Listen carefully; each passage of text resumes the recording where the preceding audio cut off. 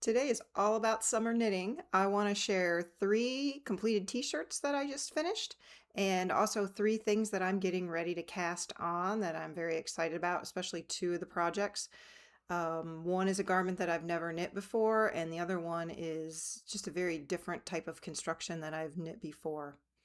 My name is Amanda. I am an average knitter, and I'm hoping to build community and share my projects that I make with you, as well as tips and tricks that I've learned along the way to help me with my knitting. The first t-shirt I want to share with you is the Ranunculus. I have it on. I'm going to pop a picture up of the pattern page, and that's the picture that drew me to the Ranunculus. It is meant to be an oversized shirt, and it can be short or long sleeve. It's knit on a loose gauge, 14 inches per 4 rows with, I think, size 10 or 10 and a half needles. I did knit this last fall with some fingering weight alpaca, natural color held double, and I knit it pretty close to gauge, and I was really, really happy with it. So I thought it would make a beautiful summer t-shirt for myself. So the t-shirt that you see on me now was knitted in Cascade Noble Cotton. I did cast on in a size 8 needle. I didn't want a really wide open gauge, but I didn't want really tight fabric either. So I really liked the way the fabric looked when I cast on. And then I just checked my gauge, and I just did a little bit of math with the chart that was in the pattern and picked the increases, the raglan increases that would give me around a 40-inch bust, because my bust is 40 inches. The other thing I did is I modified the waist. I put some waist shaping in. I brought it in about 2 inches, and I just kind of came down in a V shape to do that. And I'm so far I'm really happy with it. I'm going to be showing you a little B-roll of me so you can see how it looks as I'm moving around. I really love the drape of this fabric, and I like the fabric. Of course, I love the color. I'm so glad that I did the waist shaping. It really helped kind of cinch that waist in just a little bit to give it a little bit of a neater look. And the Noble Cotton Cascade is amazing for its stitch definition. I couldn't be more thrilled with this top. The next top I want to share is the Suri shirt by Caidree. It is a top-down construction as well. I'll pop up a picture of what attracted me to this pattern. It's got a really engaging instruction. I like it. You cast on both of the shoulder stitches at the top, and then you knit those down, and then when you get to the neckline, you cast stitches in between the 2 shoulders, knit the front panel, and then you pick up stitches along the top of the shoulder, and then the back panel like the front panel back and forth. And then you join in the round and knit around. It has set-in sleeves. I did modify this pattern quite a bit for myself. I didn't modify the gauge. I stuck with the gauge that was 26 stitches to 4 inches of the pattern. I did have to size up my needles. I think it called for a 2.5 US needle, and to get gauge I had to size up to a 3, which I really liked the fabric when I did that. The yarn that I used was Cowgirl Blues. It is a superwash merino, 70% merino with 30% linen. I really, really loved the gradient of the green in this as well. And because there was only 2 skeins, I didn't have enough to do the full oversized shirt, but I was still looking to make a more fitted t-shirt anyway. And I also added some waist shaping. So because I didn't have enough, I couldn't do the split hem, but I was really happy with that. I just put the double ribbing down at the bottom, and it just really, really, really turned out nice. Again, I'm going to flip in a little B-roll here for you so you can see what it looks like on me. As you can see, I did modify it quite a bit. Sorry, I gotta check my notes. I really love the drape of this yarn after I blocked it. It has an incredible drape and it really evened out the stitches beautiful. I love how this top fits and feels, and it's also going to be a great top for me to wear to work as well as just going to lunch with friends or whatever it is that I want to do. The last completed summer tee is the Plain Yoke Tee 22 by Knit. It is a top-down circular yoke. There are two options to knit this, one with short rows and one without short rows. I chose the one with the short rows. The gauge is 22 stitches per 4 inches. I used a size 6 needle. It was easy for me to get the gauge.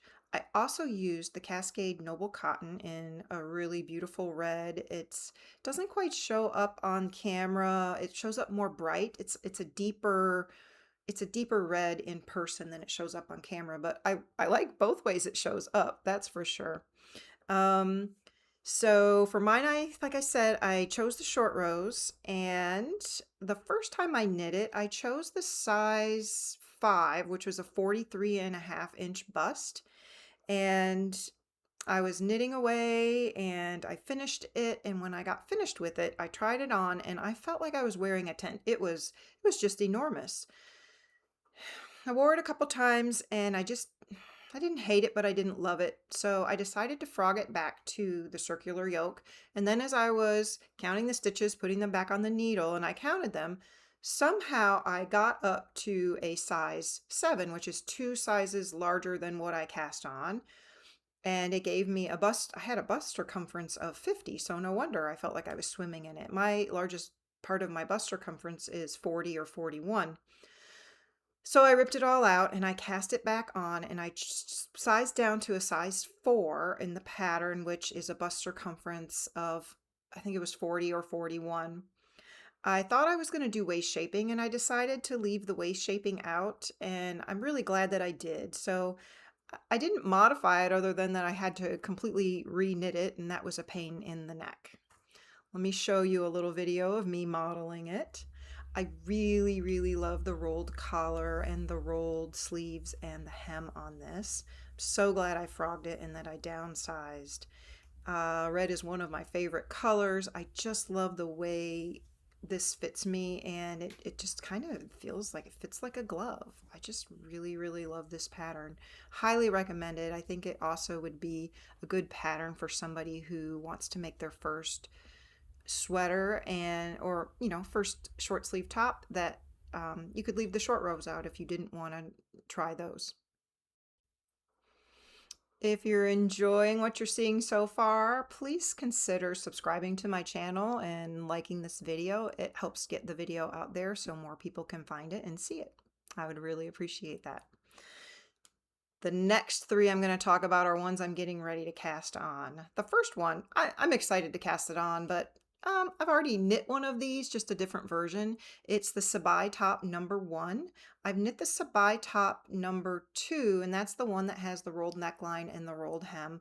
I really love it, so I understand the construction of it already. The Sabai top number 1 has ribbing at the top. I think it's got a little maybe detailed ribbing or something on the sides, and then ribbing at the hem. It's a little bit more of a classic look. Again, I chose the Noble Cotton by Cascade in this really beautiful green. It doesn't show up quite as dark on camera as it is in person. It's just a little bit richer green than it shows up on camera, but I'm really excited to get that really fabulous stitch definition on the ribbing in the project. So that's going to be my first, maybe not my first one, but I'm going to be casting it on soon. The second one I'm casting on is one I had my eye on because the construction just intrigued me. It is the Joinery. It's Joinery by Yomiko Alexander. It is knit in panels. There's 5 panels total. So there's 2 panels in the back, 3 panels in the front. And as you can see, it uses 2 colors. It's got a main color, and then one panel is a contrasting color. There's a little bit of texture, I think with some yarn overs and some things like that, and some of the panels. What really intrigued me about this is that once you knit one panel, the next panel, as you're knitting it, you're joining it as you knit it, and that's what gives it this very unique transition between the panels, and I love that. So you knit the back 2 panels together, and then you knit the front 3 panels together, and then you seam up the sides and seam up the shoulders. The yarn that I chose is Barocco Modern Linen. This pattern was knit in 100% linen, and I wanted this to be the first time I knit something in 100% linen, so we'll see how it goes. The main color I chose is red, and then the contrast color I chose is this gray. So there won't be a whole lot of gray. This was my gauge swatch. You can see that it's meant to be pretty airy. I can't remember the gauge, but this was knit on size 9 needles, and it calls for Aran weight yarn. This is worsted weight yarn, but I easily got gauge with the suggested needle size after blocking. So I'm very, very excited about this. And most of my sweaters and things I pick are a little bit more like a style like the one I have on, like the Ranunculus or the other t-shirts that I showed you. So this one's a little bit different, and I'm very excited to try something a little bit different. Okay, the last pattern is the Seashore skirt by Veronika Lindburg. I love wearing skirts, and I haven't worn them in a really, really long time. So I just loved this. Her model of the pattern is knit in Knitting for Olive, held double. So it's written for a DK weight yarn. I didn't want to go with pure silk, and I didn't want to go with a pure linen. I was worried about a skirt and really being able to wear it and have it not stretch too much. So I did find a yarn made by Malabrigo. It's Susuro. That's probably backwards on the camera. Maybe you can read backwards. The color is pearl. It's a really beautiful gray, and it has pink undertones. I don't feel I look as good with the darker or the more blue undertones of the gray, but I think this is going to be good for the joinery top. I would wear this right up next to my skin and feel really good about it. But I wanted a neutral tone for this skirt so I could wear a wide variety of colors of tops with it. So this is a Sport DK weight yarn is how it is labeled. It is 50% mulberry, 25% merino wool, and 25% linen. It is non-superwash merino, so I'm hoping that that's going to give me the hold it together and the memory that I need for this skirt. I did knit up my first. I'm going to have to do a second gauge swatch, or I'm choosing to do a second gauge swatch. Here is my gauge swatch. I knit it on the suggested needle, which was a size 6. And I'm not used to measuring gauge in lace, and so I did the best I could, and I think I got 19 stitches per 4 inches, and it calls for 21. So I'm going to downsize and do a gauge swatch in 5. And I did wet block this, and I'm going to do the other one and see what I end up with. And then I'm probably going to take both swatches to my local yarn shop and have some of the more experienced ladies there help me and determine which gauge is really the close to the 21 stitches per inch. So the Seashore skirt is probably the most excited I am to knit something, cast something on with these 3 future projects. So those were my 3 completed tees and my 3 things I'm getting ready to cast on. I want to thank you guys for joining me today. I hope that you're enjoying your knitting projects and that they're all going well. And I hope to see you again soon. Bye.